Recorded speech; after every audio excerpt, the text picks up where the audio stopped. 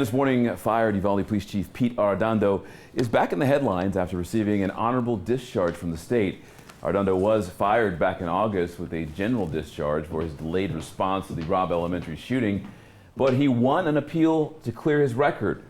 The school district says it's unaware of the appeal and plans to fight the decision. And because of this, some Texas lawmakers are taking a second look at rules for law enforcement. Yeah, our Brian Bose shows us how a broken system for handling former officers is in dire need of repair. Sissy Gonzalez-Dipple is the longtime mayor of Floresville, Texas. I gotta hear the gavel. She's been a big part of her small town's growth over the past 7 years.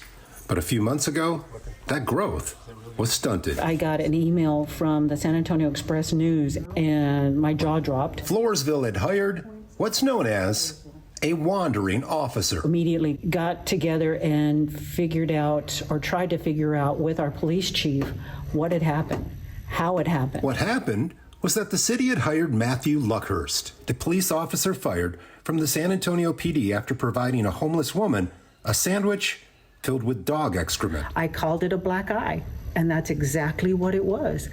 I don't ever want to see another black eye for the city of Floresville again. Enter Luis Soberon, a policy advisor for the nonpartisan think tank Texas 2036.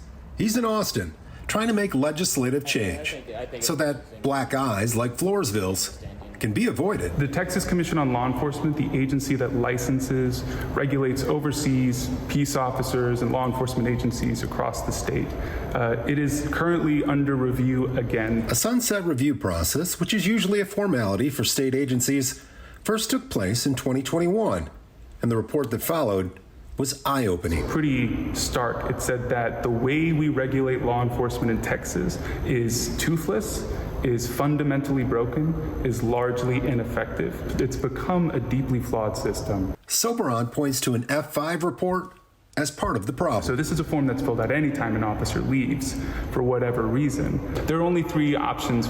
We need more, and we need specifically fact-based, neutral things to check off. The F5 reports also result in numerous officer appeals, much like what we recently saw in Uvalde, with fired school police chief Pete Arredondo winning his appeal by default when the school district failed to respond during the process. It is a time and resource intensive thing to put up a fight. They don't necessarily have a huge legal department at their disposal. With over 2,700 law enforcement agencies in Texas, more than both California and Florida combined, you can see where the wandering police problem is real. But the good news is, it can be fixed. The law does not require necessarily uniform information keeping. If we can at least standardize what kind of records are kept across all the different law enforcement agencies, that's going to be a big help. There are changes that can make a difference, and changes that they're all for back in Floresville. Bottom line is accountability.